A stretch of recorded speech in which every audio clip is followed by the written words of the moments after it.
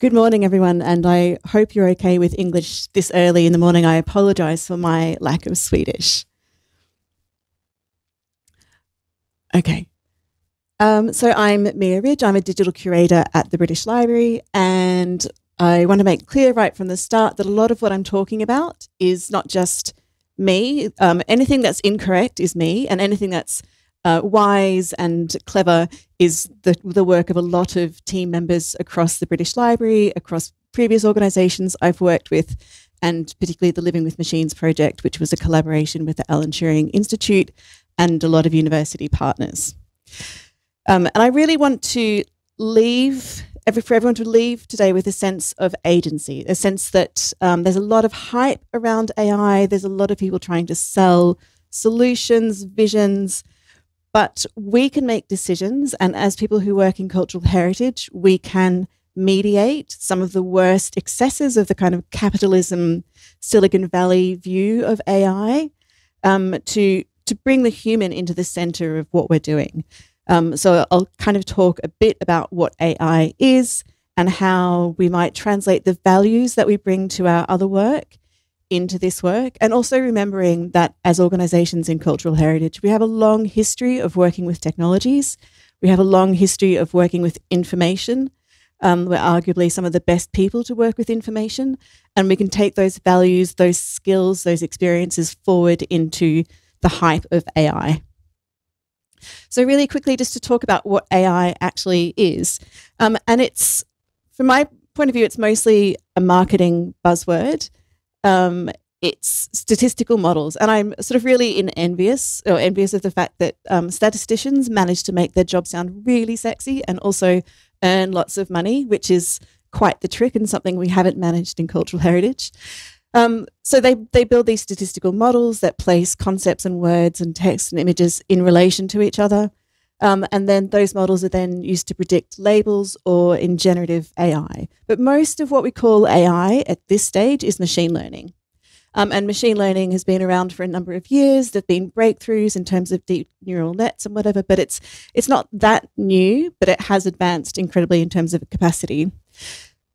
One of the main issues that we have with this machine learning or AI is that the training data includes all the best of the internet and also the absolute worst of the internet. So some of the more off-piste forums and a lot of the content that might sort of elevate what we could see in these models is locked behind paywalls. So there's a kind of issue there and a debate in the cultural heritage sector about what does our open data mean in the age of AI? If you have open data, it's probably been scraped along the internet. And if you've got any data on the internet at all that bots can get hold of, it's probably been scraped. And then that kind of reappears in the generative AI based on the models. So I sort of think generative AI is a lot like fancy predictive text.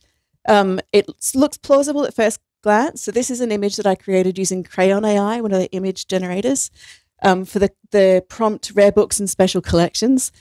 It has total rare books and special collections vibes, like it looks like a bound leather volume, it's been handled, it's kind of got marks of use on it, but it doesn't function as a book. And it kind of symbolises to me where we are with AI at the moment. It has all the kind of plausible it's quite convincing, but there's no knowledge about what a real world book is. The invention of the codex is kind of passed AI by. And so there's another example, and I hope this will just play. This is using a video generation tool. A group called Sora made this, and it's a kind of fantastic example because it has all the creepiness of generative AI. It has the sexism of AI, because apparently there are no women archaeologists, and it doesn't understand anything about the real world. It doesn't understand the physics of objects. So it's a kind of just a brilliant another example of what's possible and also what's absolutely not done very well by AI at the moment. And I believe we should demand better. We shouldn't settle for something that works for Silicon Valley, but doesn't work for ordinary people. So there's a real sense, and we have to be very clear that AI, machine learning, doesn't know anything about the world. It's not anything like the knowledge graphs or the semantic web that you've probably heard people talk about in the past. It's just what's the next most likely thing in this sequence of text or images. And it's all really clever, but it doesn't have any sense of truth. And for people who work in libraries and other institutions, that very quickly became a problem because people would turn up asking about references for books, articles that didn't exist. The AI tools, they know that things like DOIs appear alongside sort of references. So they would make up DOIs because a DOI is a plausible, likely thing to appear next to a citation. But the DOI, the numbers don't point to anything at all. So they're just kind of ruining what identifiers could be. But nonetheless, I wanted to get a sense of where cultural organisations, where you in the room and people online are with AI now. So on a scale from theory, where you're just kind of like talking about it, thinking about it, through to it's amazing, it works perfectly, it does everything, or are you in the messy middle? So by a show of hands, who's still in the talking about it stage? Thinking about a stage. Okay. Quite a few of you. Who's in the messy middle? You're exploring, some things are working. Okay. Okay, most people. And is anyone in the it's amazing, it's perfect? Oh, 2. Okay. Excellent. 3. Right. Well, we'll find out what makes you think that that's amazing and perfect, because that's something we can discuss. So I think we don't yet have the AI that we deserve, and there's a number of reasons why that is. Machine learning is fantastic at some things, but it really has a very limited view of the world. It might exclude things that you value. They might be values of diversity, of equity, of fairness. The collections I work with are mostly 19th century. They're an amazing sort of textual resource, newspapers, records created by the Victorians in Britain. But that also has all the sexism, all the racism, all the classism, every kind of prejudice that you can think of, every kind of structural inequality is built into those texts. So AI might not be the right solution for the problem that you're having. And I think one of the issues that we have is people leap to AI without really defining what problem they're trying to solve, how they'll know if they've succeeded, and also how they'll bring the rest of the organisation with them. But the good thing is it might get you funding, and there's definitely a lot to learn and share with each other. And I think that's why events like this are so good, because they help you build a sense of what each individual library or model is good at, what it's not good at, so that we can all advance together as a field. This is an article from 2016, and we haven't really advanced that far. There's a lot of work that tries to suppress the racism, the sexism of these AI tools on the way out. But it's kind of built into the model because it's built into the text. And I think these sort of word embeddings and vector databases are an incredible technology, but if they're trained on material that contains biases, those biases are embedded into the model as well. I've mentioned that the text or content is scraped from the internet. So there's a case, I kind of love this. So what the image on the left is Getty, and they're suing, or had been suing one of the companies for recreating the images. And it was really obvious because they put in a kind of a watermark. So the tools had been trained on so many watermarked images that they thought a watermark, like a DOI, is something that comes with an image. So they put the watermark on. And it also kind of illustrates the way in which the content that is used to train the model lurks within the model. It's sort of under the surface all the time. And we need to think about, as a national library, we're a legal deposit library. We don't control the copyright or the licensing rights for contemporary material, but we get a lot of approaches from AI companies who want to scrape everything. And it's like, well, we protect the rights of creators and authors and writers, illustrators. And if we allow you to do that, which we don't even have the right to do, then what does it mean for those writers? And writers are really, really worried. And they're a very vocal group in the reading rooms and in our kind of public engagement around what AI is going to mean for their future, as well as what it means for education and everything else. But I think one of the main issues for me is, can anyone guess what these photos represent? Yes. Yeah. So these are all weddings. And at different times, AI tools have been unable to detect them as weddings because it doesn't look like a traditional North American big white meringue, black suit kind of thing. Particularly things like Edwardian weddings, even in kind of Western culture, weren't recognised. And I think it's really indicative of these moments that are so powerful and such an important part of people's lives, these moments when we come together and celebrate. If they're not recognised by AI tools, then they're not where we need them to be. And that's partly about the diversity of training material.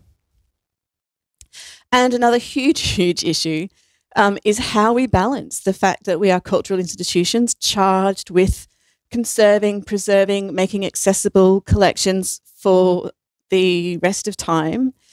But a lot of these tools use rare minerals mining, they use excessive amounts of water, they use non-renewable power sources. So how do we balance that with our need to ensure that we're trying to experiment, but that we're also not destroying the planet at the same time? And that's a real tension that is very difficult to overcome. There are things that you can do, like running local models rather than using servers. There's ways that you can be thoughtful about it, but you need to plan and make sure that it's part of your process. And there are some additional challenges for cultural institutions. I sort of love this quote. It's a giraffe that was born and it had no spots. So if you're expecting that every giraffe has spots, then you're not going to recognise this as a giraffe. And the collections that I work with tend to be special collections. They're unique.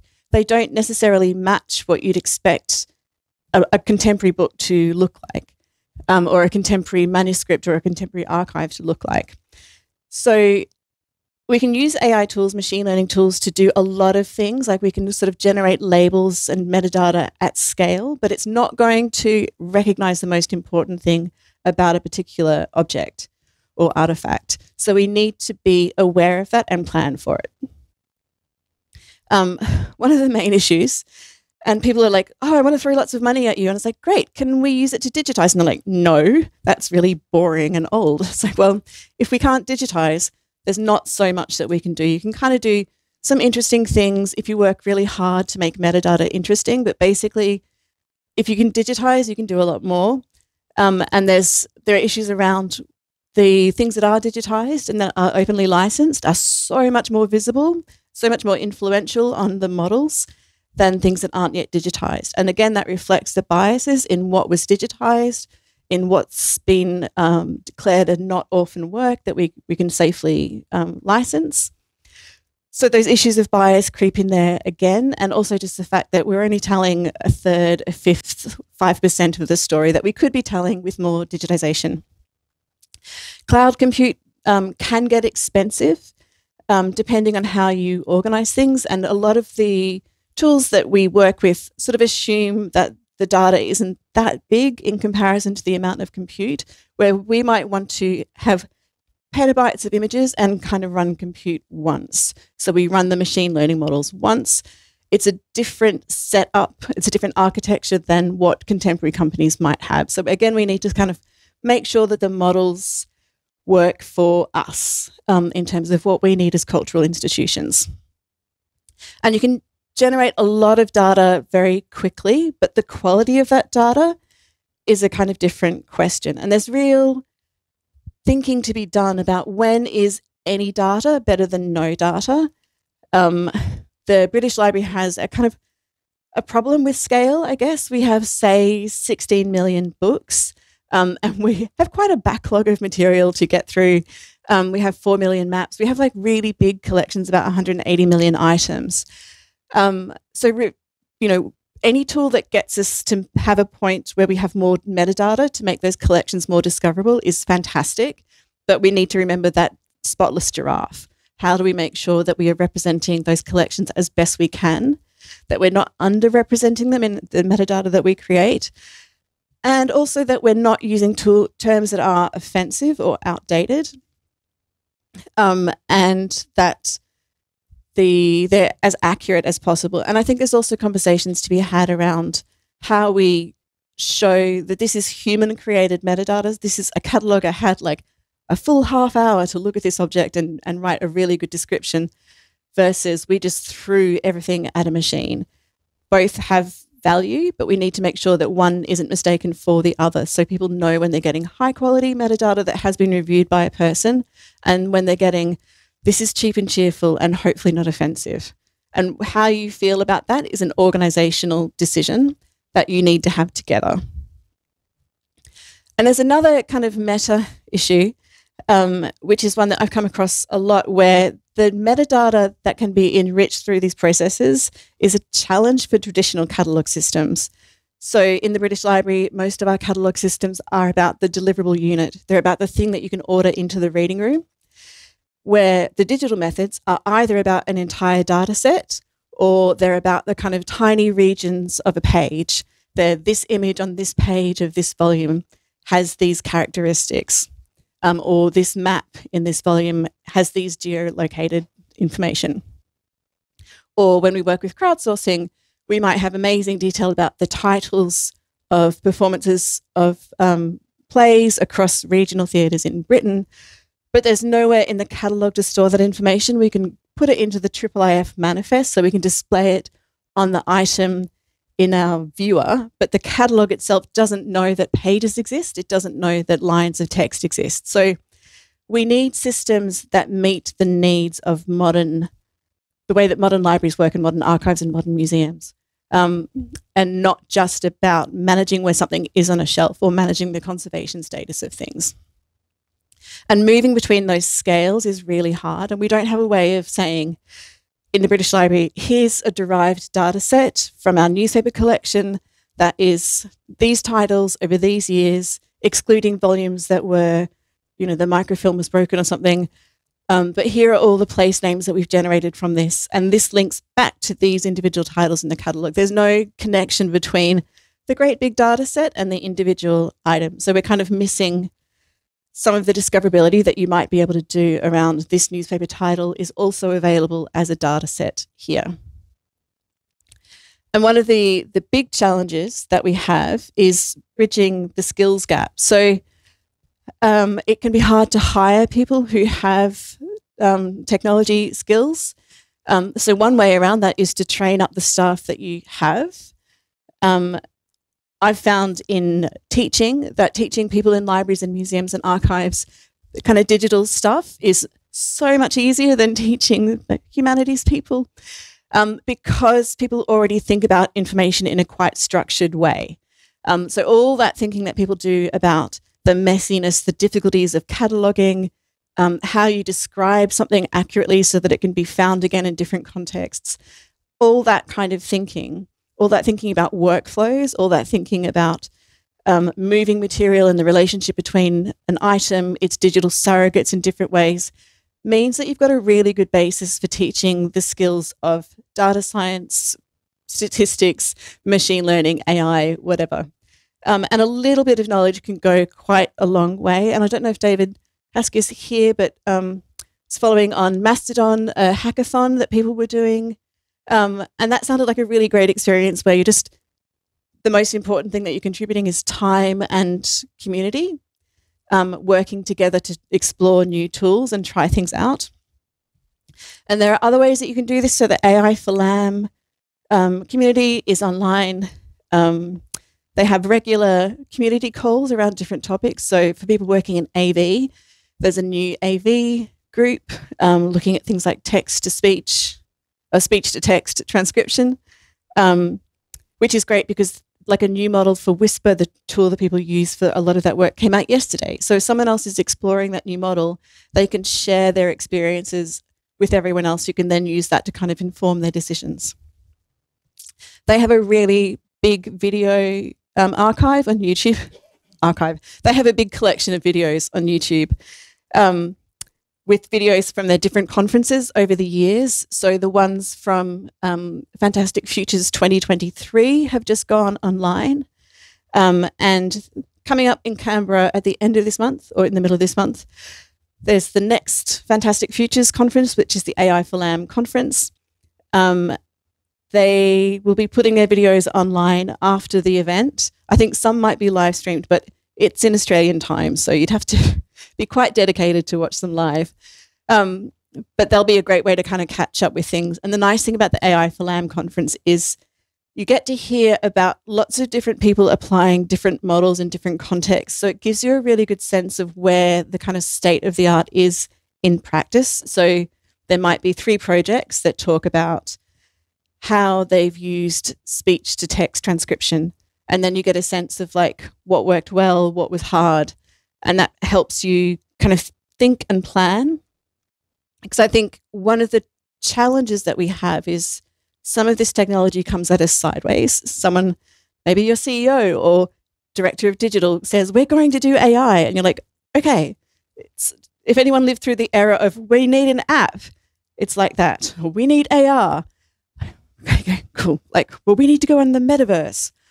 Why? What problem are we solving? How will we know if we've done it well?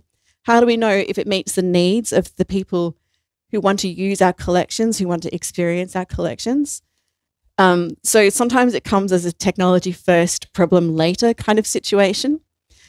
So having this experience of like understanding what other people have done and making those connections where you can say to someone like, how did you talk to your catalogers and your metadata people about workflows? How did you talk to your digitization studio? How did you talk to your licensing people? Can be really, really helpful, because one of the things that I learned through the Living with Machines project is that you cannot have too many conversations in advance of these kinds of projects, because it will impact so many areas across your organization. And the more that you can plan for this, the more that you can think about how is this work here going to disrupt someone else's work? Is it going to demand more capacity than they have?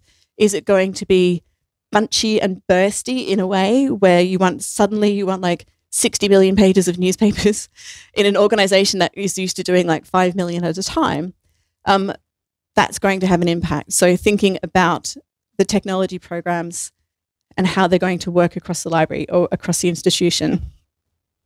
And another kind of loose-knit community of practice is the Collections as Data group. So there's a lot of case studies in that on their website, and in some of the funded projects that they did, where they funded small pieces of work, but also asked people to write reports and reflect on what they learned.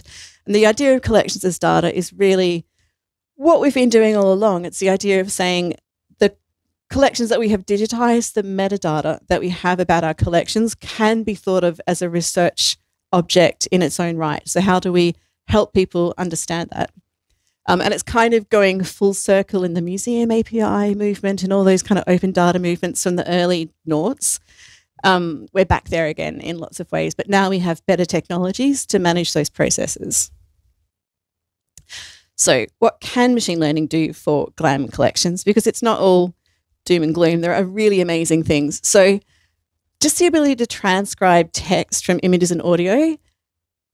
Like a few years ago, this was like an impossible dream. So it's kind of nice to step back and say, with tools like Transcribus, eScriptorium, better OCR tools, we can take handwritten text, we can take printed text, we can take text in complex tables, we can take marginalia, we can take video, audio, and transcribe the text from that. And that is still an astonishing achievement. It's completely, when we realized that we could search for patterns even in material that we hadn't transcribed, and find keywords just based on the pattern of how that keyword looked in handwritten text.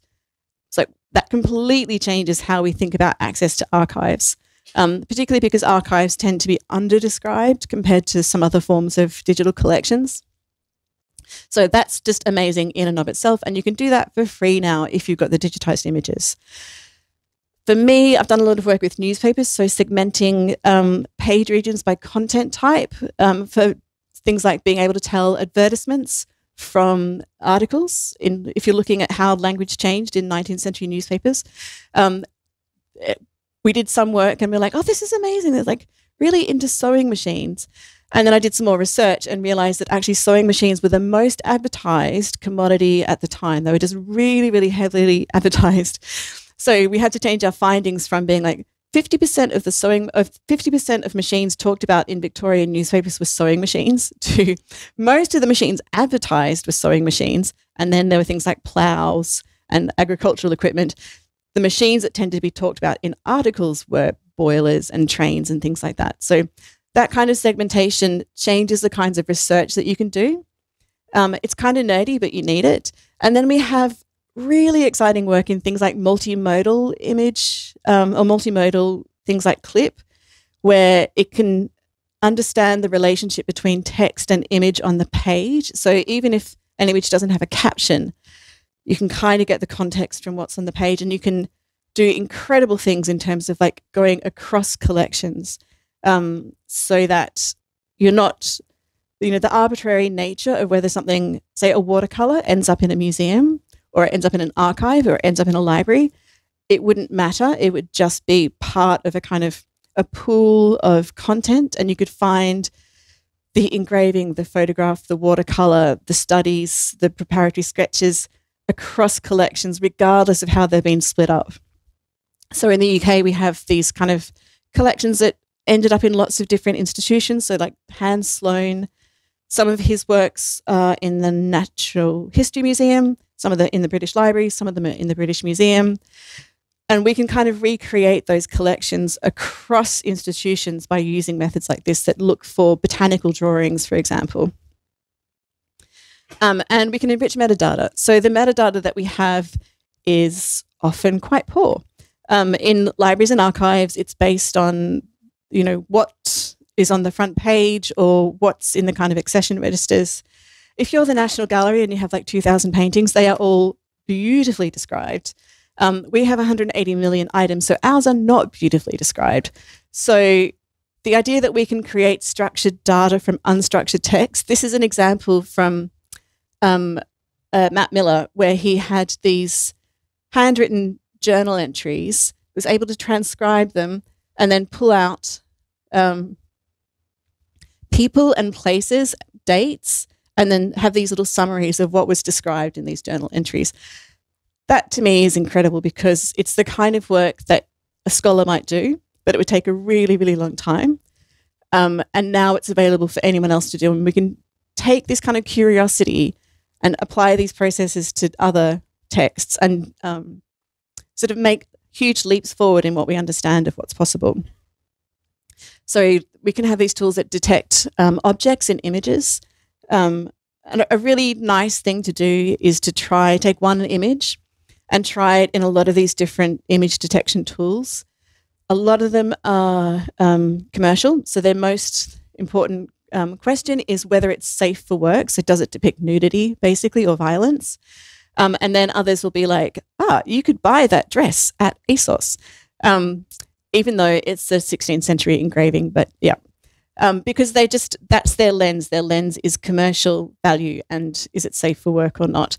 And that's one of the reasons that I advocate for models that are more specific to cultural heritage institutions. But we can generate keywords, labels, descriptions, fantastic kinds of things. They can make collections more accessible, more discoverable in lots of different ways. And we can also link out to different entities. I think one really important thing is to give people a sense of the certainty. So if someone's used like an identifier, like an ISNI or a Wikidata identifier of BIAF or something, then you can say that's 100%, we're sure that's the same person. But if you're not quite sure, then you can indicate that as well. So you can give people a sense of the certainty of a link. And I think that's important, again, in that quality thing, that people have a sense of how much should I trust this label. Because people, when something's on a screen, people do trust it, even if it's a guess internally. And you know that like square brackets mean we assume this, people will just assume that it's the actual fact and not a kind of guess. But I think one of the most exciting things is generous findability. So Mitchell Whitelaw has this idea of generous interfaces where you're getting away from the square find the keyword box that you have to think of the right term to cutting across collections. So these are 16 very sad girls that a code artist called Mario Klingerman found in books digitized by for the British Library, and that we pulled out the images and put them on Flickr Commons. And he's looked across all the million images and found these that have something similar in the posture. So there's a very definite kind of like head in hands thing going on. There's a gendered aspect. So he's linked these images and cut across these different publications in ways that weren't previously possible. You might have noticed if you read like a lot of Victorian novels, maybe there's this trope of the weeping woman, but to actually gather that gives you a different way of thinking about those questions. So we can use these tools to translate text into other languages.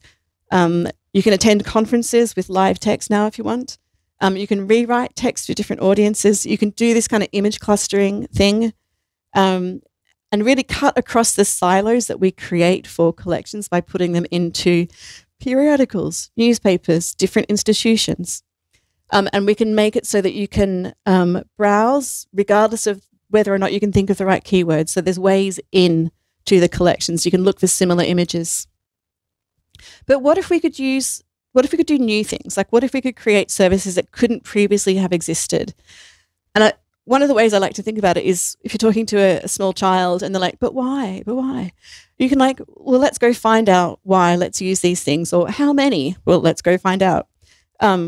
So one thing I was thinking about is like walking around Sweden before I arrived. It's like, what is the most common kind of dog now? And what's the idea of dog that Swedish kids grew up with? So could we find out what's the most common type of dog depicted in children's books to get a sense of like, what's the doggiest dog that you have in Sweden for children? But you could do other things like how quickly does youth slang appear in musical lyrics? Like any question that you can think of, we can find ways to answer now using these technologies. We've done a lot of work with looking at these technologies for research uses, and the Living with Machines project was an amazing way to work with researchers to kind of open-endedly explore what's possible. I could do like a whole other talk on that. There's a URL there in terms of like some of the outcomes that we've had from this project. But I wanted to just sort of think about how we center the human and how we get to the AI that we actually deserve. So this is Ted Underwood. He's a sort of really fantastic scholar, particularly in the kind of computational literary studies. And, Business Insider slightly like, oh, look, a humanities person has opinions about technology. But he's absolutely right that we shouldn't leave it up to the commercial companies. And if we do have relationships with the commercial companies, we should know our value and we should hold out for things that meet our needs and aren't just convenient for them. Which is, if anyone uses Teams at work, is a very familiar experience. It's like, you can do this with AI now. It's like, well, but why? Like, what are you actually offering me that is of value to me? So I think we need to keep pushing for better architectures. Retrieval augmented generation is one that has a lot of interest now because it's a bit more accurate. It's not perfect, but we are getting new architectures and we need to kind of remember that we are overall in that messy middle stage. We will get to a point where there are better architectures that really meet the needs that we have. LLMs aren't, or large language models aren't the beginning and the end, but we also need to keep pushing for them. And I think one of the most important things we need to do is test these projects against our values, because spending money, time and attention is a way of expressing our values. So does it deliver public value? Does it respect creators? Does it justify the environmental impact? How will you mitigate bias? How will you work with staff, with the public to understand what they want? How will you retain public trust? Because I think as a library, that's one of the few institutions that is still trusted. And we don't want to blow that by doing ridiculous things with AI. We want to be careful and thoughtful and transparent in how we do these things. And I think sort of almost finally, increasing AI literacy so that everyone can be asking these hard questions and demanding the best possible AI machine learning outcomes is really important. So understanding what problems people want to solve, and particularly being mindful of not doing AI to people, but doing it with them, so that people understand how they can use tools to augment their work and not to be replaced. So I'll just kind of close by saying that we deserve to have really rich, full color AI experiences. And that's up to each of us in this room to push for that, to recognize them when we see it, to share practice, to celebrate each other's practice. And I hope that over the next day and a bit that you'll be doing all that together and continuing again after the conference. So thank you for listening.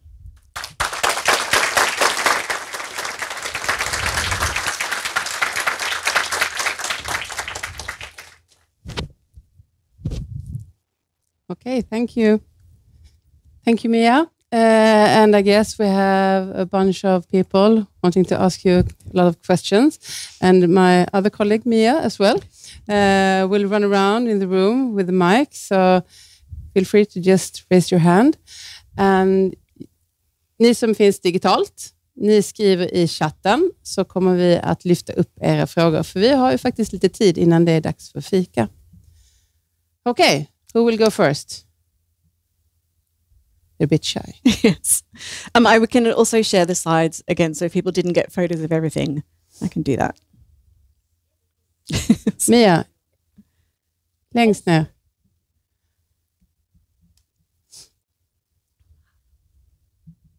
Hi, is it on? Closer, okay. Oh, here we go. Martin from the National Library. Very good presentation, thank you. So you talk a lot about the sort of the risks of going too fast. Do you also see a risk of us going too slow?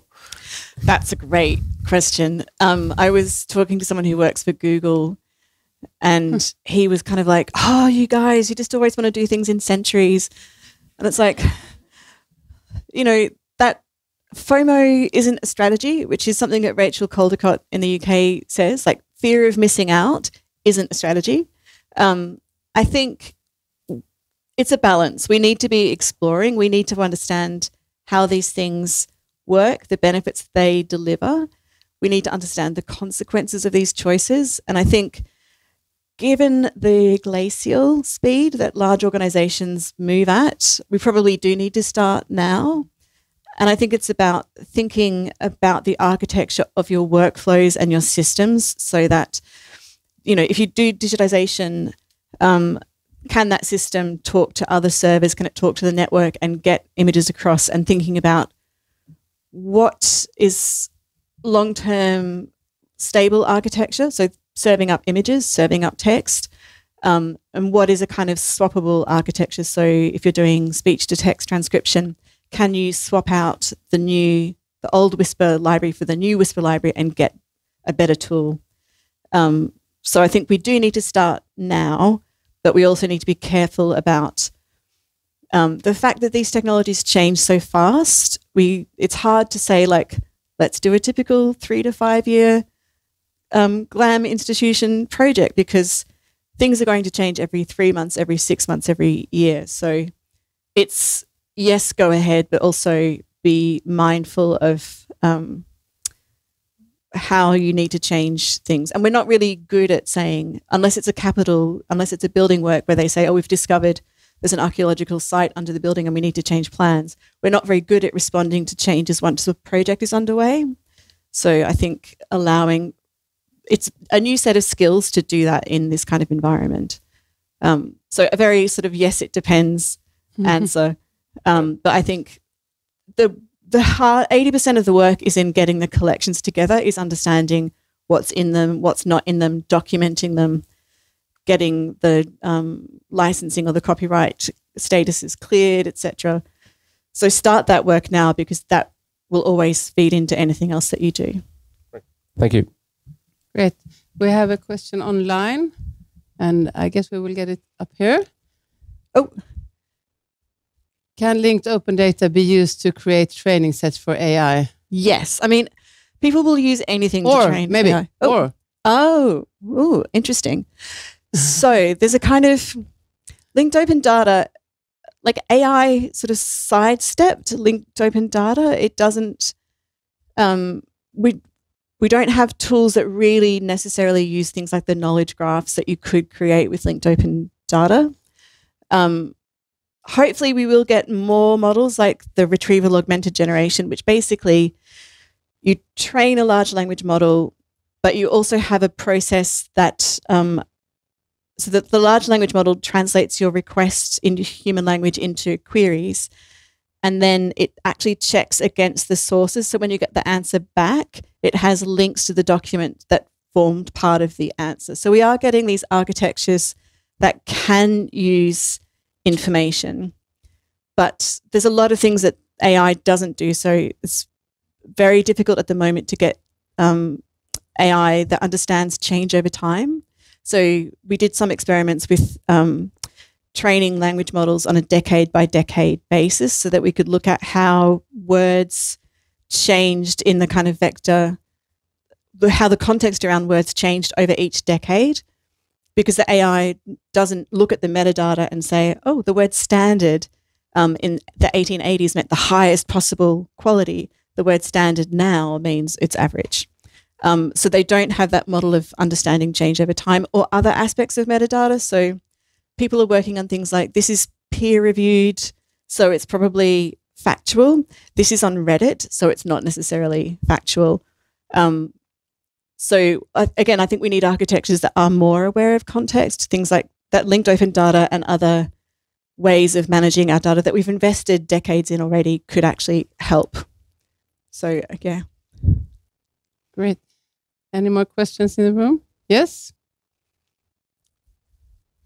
I'm David Huskia from Swedish National Archives.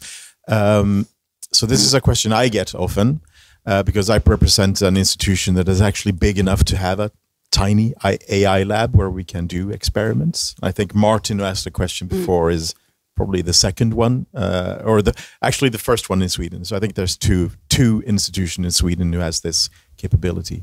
So first, do you have any thoughts about if you work at a very small GLAM, you basically have no IT department of your own, and you have no specialist staff. What would be a good low to no cost place to get started experimenting with using different AI or machine learning technologies? So is this the kind of institution where you can maybe carve out an hour of your time and use free tools online? Yeah. So I think the specifics will depend on your interests. So if you're interested to see how well different tools can transcribe text, then take, some different pages of text and upload them to different tools and look at things like the character error rate, or upload the same image to different tools and see the kinds of labels that it gives you back. And that will give you a sense of, for different kinds of text or images or sources, which tools are most likely to give you something back. And then there's lots of free courses that you can do online. You can use things like Google Colab, which are Python notebooks run in the cloud. So even if you don't have a laptop or you can't install things on it because it's locked down, you can use some of the cloud-based services. And again, that's where some of the groups like AI for LAM can be helpful in getting, what can I try? And with LIBA, we're doing some work on the kind of digital scholarship essentials that include some things like that as well. One of the things that we do in the British Library is, we're obviously not a small institution, but we have a reading group, which is about discussing and critiquing and thinking about these technologies. We have hands-on sessions, 2 hours once a month, where we kind of self-led, just make the time to try a tutorial. And then we have more formal kind of courses where someone comes in and gives a talk or leads a kind of expert workshop. But we try and do a lot of self-led stuff, or get people together who are learning Python, for example, and creating an environment where they can discuss what they're learning. Because a lot of these tools, the tutorials aren't as good as they should be. They make assumptions about what you can do and what you know. So I think for me, it always comes down to finding a community of people, or people use ChatGPT now to get started in programming and to ask basic questions. And it's actually not that bad at that. So I think make some time, clear your kind of head as well as your desk, and try things out.